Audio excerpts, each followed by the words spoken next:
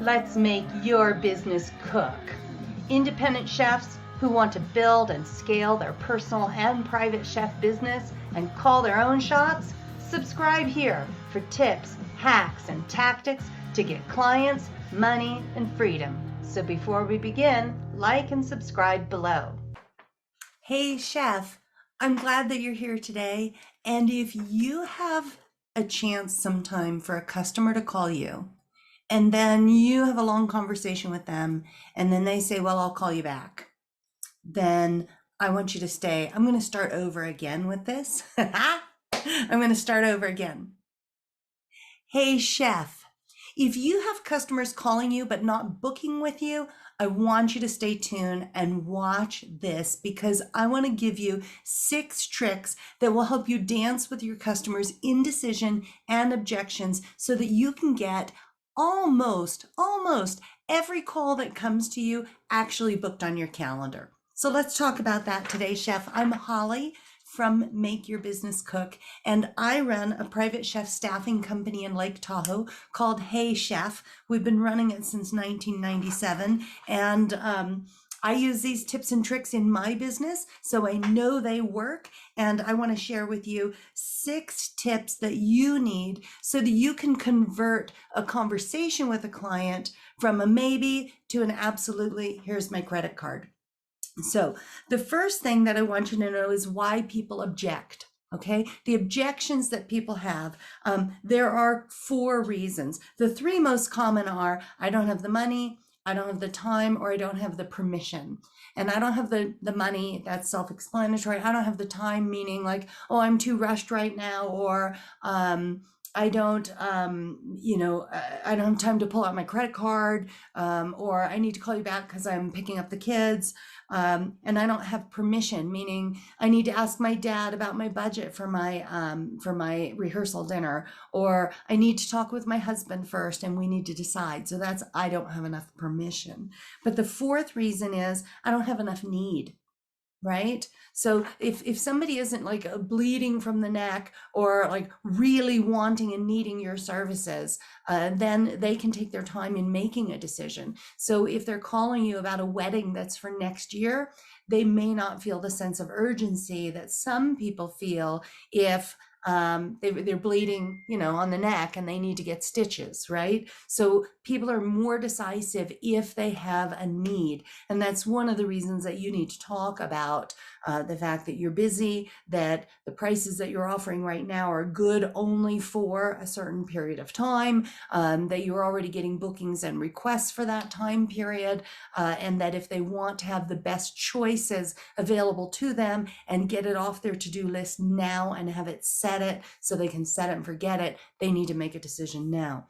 So those are the 4 reasons that people object. They believe they don't have the need, they don't have the time, the money, or the permission. So I want you chefs to start listening to what that is when they're talking to you. And you can start in your conversation sussing that out. It's, well, I'm not so sure about the budget. Oh, I'm curious about that. Who are you talking to your budget with? I'm like, oh, I'm talking with my dad, or oh, I'm talking with my husband. Oh, is he available so we could jump on the phone together and we could talk about this? Really listening carefully to hear in advance what their objection will be. I haven't gotten to the 6 tips yet, but those are the 4 reasons that you're going to run into. And quite often it's going to be money. Quite often that's the first thing people throw out is it's about the money. Also, I want you to understand this about human behavior. The 2 hardest things for humans, all humans, any subject to deal with is number 1, making a decision, and number 2, sticking with it. Okay, think about losing weight, stopping smoking, anything else like that. It's about making a decision. How many times have you gotten on Best Buy, Amazon, or something else to start a search for something? I needed a piece of tech equipment. I started looking, I got overwhelmed with choices. I said, forget it. I just left. I was overwhelmed, hard to make a decision, and the need wasn't so great. So I didn't make a decision at that time. So second thing, so the hardest things for humans is to make a decision and then to stick with it. So you need to help your clients when they're calling you to overcome that very natural tendency that all of us have to be reluctant to make a decision. And that means you have to speak with clarity and confidence and certainty about what it is that you do and what it is that you offer them.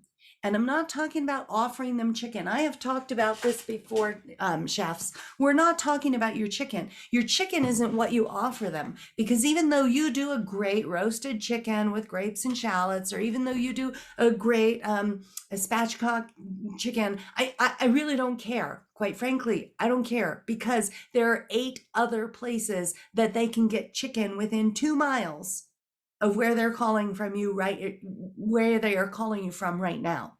So it's not the chicken that you're selling. You're selling the experience of them getting you in their home, and the benefit of you doing that is multifaceted. And so this is where you need to be really clear about what the solution is to the problem that you're solving for them. So let me go into the third reason why people object, and then we'll talk about what to do about it. Okay. So they have, the 3 reasons that people object is they've got 4 reasons: no time, money, need, or permission. The 2 hardest things is to make a decision and to stick with it. And the third thing is that your client probably doesn't understand the value of what it is that you're providing them. And that's probably because you haven't given them enough information to make a decision easy. And that's difficult for a chef to master, because what you're being compared against is the fact that they can get a value meal for $4.99 and get chicken, or they can go and get takeout from a local restaurant and get chicken for $12.99, or go to a sit down experience and get chicken for $25, right? So you've got to be able to speak with clarity and certainty and confidence about what it is that you're providing. And again, chef, it is not the chicken. If you're spending time on a phone call talking about chicken, you're talking about the wrong thing. When I talk to my clients, I talk about the problem that they're having, the solution that I provide, and what the outcome is going to be when they get the results I'm going to provide them. And that's how I book my events. And believe it or not, I don't plan any menus for my clients before they've given me a down payment. In fact, at this stage of my business, I don't provide them an estimate for my services until they give me a payment, which can be applied to their down payment. And if they choose not to work with me, will be donated in part to our charity partner. So I really make sure before I spend any time working and having busyness in my business, that I'm talking with a client that's committed to making a decision. So let's go over the 6 tips that I have for you to help you dance with their objections, and to turn and convert your conversations into actually booked gigs. All right. So the first thing is you need to get curious. When I say get curious, that means just learn to ask questions back to them. So the first thing is to start listening. And are you hearing that money's the issue, time's the issue, need or permission is the issue? Start listening. And then when they say, oh, I'm not so sure, I'm going to call you back. Oh, thanks for the information, I'm going to call you back. You say, oh, that's great, but I'm curious. Why did you say that? Just ask. Why do you say that? Oh, because I need to talk to my dad. Oh, super. Let me ask you, is it your dad that's making the decision? And they say, yes, he's got to know about the budget. Has he, oh, I'm curious. Has he given you any parameters yet? And not so that you can reduce your prices and get within that budget if she's looking for dad's permission, that sort of thing. But you might be able to say, hey, what I'd like to do is make sure that you get the event that you're looking for and the experience that you want for you and your guests. And we can do that within the budget that your father's outlined for you. We just may need to readjust some of the way that we serve you. Would you like to talk about that? Yes, they say. Now you're still in the conversation. Let's see. If their objection is, I don't have the time. And I said, well, I'm curious. Why would you say that? Oh, well, I'm getting my kids, picking up my kids from soccer. Super. If it weren't for that, would you be ready to book? She says, yeah, I would be. Great. Would you like me to call you back in 30 minutes and we can run this and then I can get this off your to-do list? She says, yes. Now I've got a gig. So don't just take, oh, I've got to go, thanks for the information, as the answer. Get curious. My tip number one is when you hear an objection, get curious and say the words, I'm curious.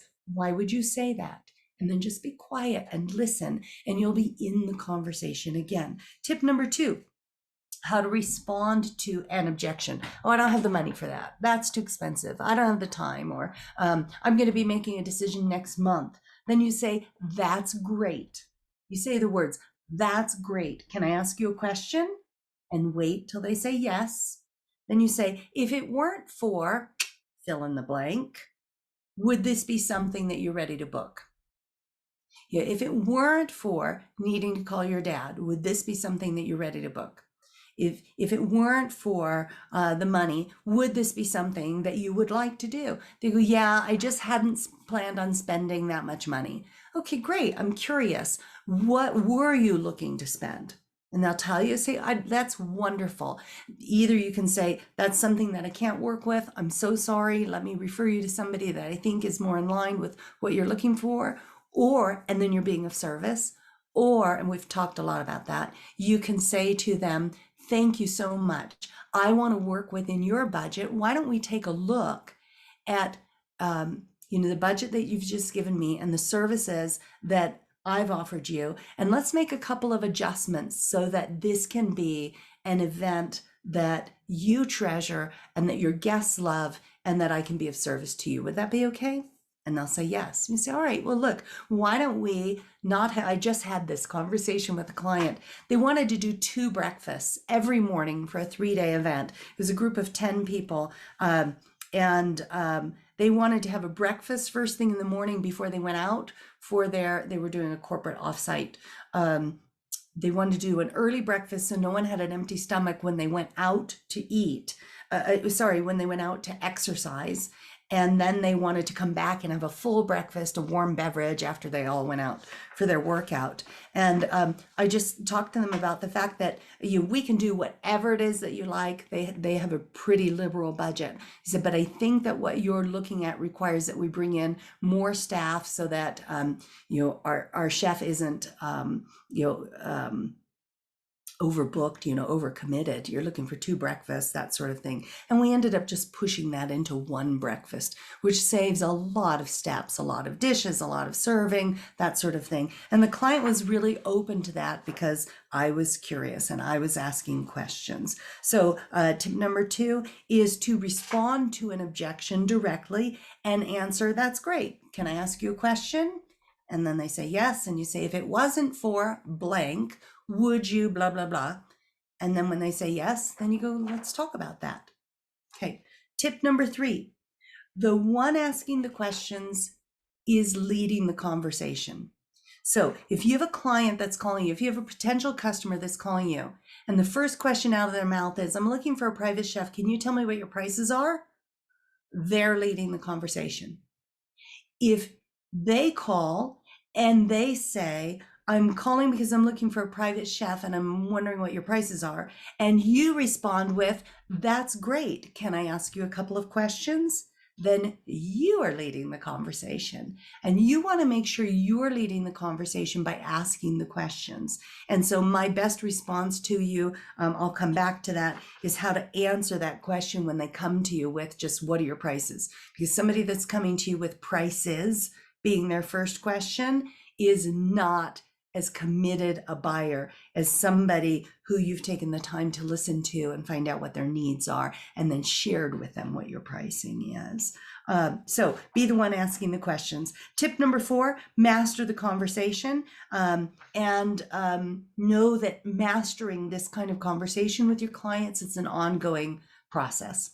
I've been doing this for 25 years, having conversations with my clients, and making a connection with them when we're talking, finding out about their needs, their top values, their priorities, and really talking a lot about the kind of relationship they want to have with somebody that they're going to trust to feed them and their guests and invite them into their home well before we talk about pricing, well before I lay out, here's what I can do for you. And it takes time to master that process. And so I just want to encourage you as a chef to not sell yourself. This is not, and I can make this, and I can make this, and I can make this. And I just see so many chefs doing this soft shoe dance of like, let me be of service to you. Let me be of service to you. Put it another way. Let me be in servitude to you. Let me be in servitude to you. And that is really not the approach. When somebody is looking to have some, and the approach can only be conveyed by you. Like the pace is set by you, that when they're calling you, you're replying to their request with a level of dignity and reassurance and certainty that their lives will be different if they choose to work with you. Now, you can answer, and you should, how their lives will be different by working with you. But I'll tell you, it's not going to have to do with the chicken. It's going to have to do with them saving time, saving money, saving effort, saving face, increasing their status. There's so many different ways that a client's life will be different depending on who your client is. If you help athletes reach peak performance through nutrition, or you help corporate offsite events be seamless and memorable. So master that conversation and take your time with it. But please stop selling yourself, chef, right? This is not servitude. This is being of service. Okay. And no one goes into the Maserati store and the salesperson starts doing a soft shoe tap dance. You want this? It's got leather seats. You want this? They already know that when people come in looking for Maserati, these people are buyers and they know what they want and why they want a Maserati. Okay, so tip number 5, I want you to write out your answers. Literally, you can make more money this year, chef, in your private chef business if you write out your answers and craft your best responses and memorize them, not so that you're a robot, not so that you're reading off a script, but so that you can be more conversational, less uncertain,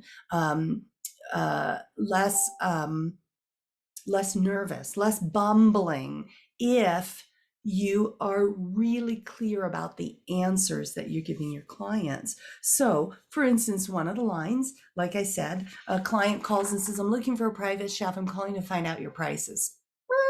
That's where I stop. And I take control of the conversation. I've already listened and heard the objection. The objection is money, so I know now what I need to talk about. And I'll say, that's great. Thank you for calling. Can I ask you a couple of questions first?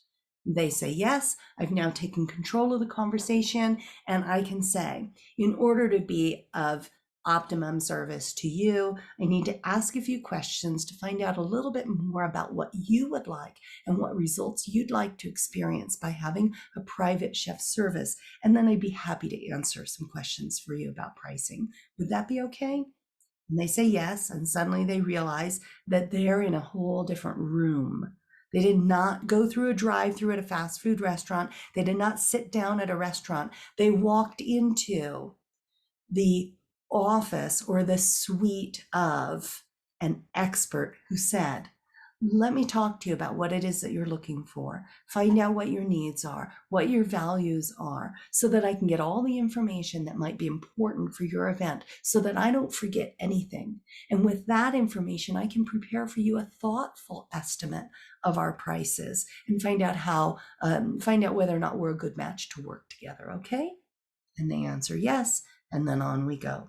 Now, my last tip is something that a lot of chefs do not do. So if you've stayed to the end, this is really important. Tip number 6 is really important. You need to ask for the sale. Let me say that again. You need to say, are you ready to make a reservation? Okay, so every time that somebody says, oh, and hey, do you have availability on that date? Yes, I do. Would you like to make a reservation? Oh, and I'd like to find out, do you have a chef and a bartender? Yes, we do. Are you ready to book right now, or do you have any other questions? Okay, every time you need to be asking for the sale. There's a time period where you're answering questions and asking questions, but at one point, you need to make the proposal. You need to get down on the knee and make the proposal. If not, she walks away, right? So guys, you know that there's a moment where you got to just take that deep breath and you got to make the proposal and ask. And when you're dealing with the kind of client who has the money to pay you what you're worth, chef, who wants the experience of a personal, distinctive, and effortless event in their home, on their timeline, with their menu, with their guests, then this is somebody who expects to be asked for the sale. And that's very different than what most chefs are doing. Most chefs stand with their hands in their lap or behind their back with their menu, with their apron, ready to say, yes, chef, and answer as though they're subservient to somebody, instead of taking charge and understanding what somebody's needs are, and then saying with confidence, clarity, and certainty, I'm so glad that you called. I still have openings. I would love to put you on my calendar. Would you like to make that reservation now? And that's the way you turn conversations into booked events. These are 6 tips that will help you. It's an ongoing process. I would suggest that you listen to this recording more than once, and especially go back to tip number 5, writing down your answers and crafting the best answers so that you can memorize them. One of the things I had to write down until I could memorize it is, sure, I'd love to tell you about my prices, but I need to ask a couple of questions of you first so that I get a good idea of what it is that you need. Would that be okay? They say yes. So you need to have a good answer to every question. And they're very common questions that come through when clients call you, chef. So as you hear them and you get off the phone, and you've done this in life too, you're like, I just wish I'd answered her that way. I'm always better on second draft, right? When you come up with that answer, write it down. And I have a series of answers and I pull them out and I have them in front of me. It's been 27 years now, so I can have that conversation a little bit more fluidly than having to look at a script. But I do have a cheat sheet for myself. I use that when I train people, and I give that cheat sheet to chefs. Well, that was a tongue twister. I give that cheat sheet to chefs who want to work with me in our rapid business launch program, in our 5-day attract clients and map your business challenge, in our makerspace group. There are a number of different ways, chef, that you can work with me to help you start and grow your private chef business so that you can be independent, so you can call your own shots, do what you love, and get paid to do what it is that you're worth. So what I want to do is invite you to stop just dreaming about what it is that you want to do with your life. Stop working for somebody else's profits if it's you that you've been wanting to invest in. And if you'd like to have a call, happy to do that. I offer my time for free to talk to every chef about what it is that they'd like to do with their business and to see whether or not I'm a match and I can help. I can't help every chef, but I certainly would like to try. And for those chefs who are a match with me, I know that the benefit that they get is they put aside years of struggle and spinning their wheels, trying to start a business and taking the wrong steps and wasting money. And we get them started within 30 days, booking clients on their calendar that are gigs that are profitable. And if you'd like to be a part of that, then reach out to me. You can put a comment down below. You can message me. There's so many ways to get a hold of me. I'm Holly at Make Your Business Cook. And above all else, chef, please take care of your body and work safely. Have a great day.